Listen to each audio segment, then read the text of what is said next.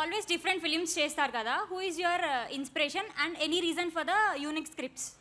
Definitely అంటే ఇప్పుడు మీరు అందరు కూడా రేపు పొద్దున ఒక యాక్టర్ వచ్చాడు అంటే something you expect from someone, right? అంటే ఎవ్రీ టైం నేను చేసిన ప్రతిసారి ఒకే కైండ్ ఆఫ్ స్క్రిప్ట్స్ వస్తుంటే యూ ఆల్సో మీకు కూడా థియేటర్కి వచ్చి టికెట్ కొనుక్కొని రావాలనే రీజన్ ఉండదు.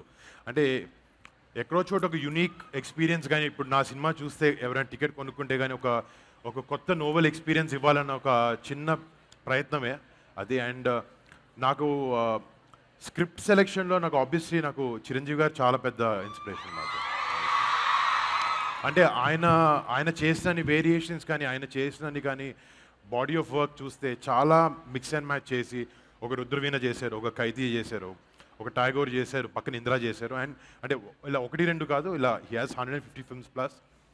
He's truly my inspiration. ఎలాగో చిరంజీవి గారి గురించి చెప్పారు కాబట్టి మిగిలిన వాళ్ళిద్దరి గురించి కూడా in what way they have inspired అనేది ఒక్కొక్క మాట చెప్పేస్తే మాకు కాస్త తృప్తిగా ఉంటుంది. ఒకటి మీ నాన్నగారు నాగబాబు గారు. అంటే డెఫినెట్గా సిచ్యువేషన్స్ని ఎలా డీల్ చేయాలి, డే టు డే సిచ్యువేషన్స్ కానీ మన ఎమోషన్ని హ్యాండిల్ చేసుకోగలిగి ఒక చాలా ప్రెషరైజ్ సిచ్యువేషన్ వచ్చినప్పుడు how to smoothly come out of it, or ఒక పక్కోడికి రెస్పెక్ట్ ఎలా ఇవ్వాలి అనేది మాత్రం నిజంగా మన నాన్నగారి నుంచి నేర్చుకున్నాను. Channelise emotions. Channelised emotions. yes super. ఇక power star Pawan Kalyan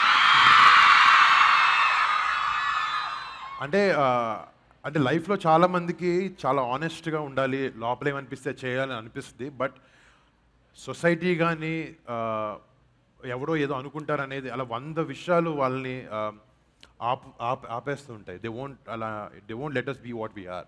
but ఒక ఆనెస్ట్గా ఆయనకుండే ఆనెస్టీ ఎవరి గురించి కాదు, ఒక మంచి చేయాలన్న ఒక తత్వం అయింది. అది దట్ థింగ్ ఇస్ అన్బిలీవబుల్.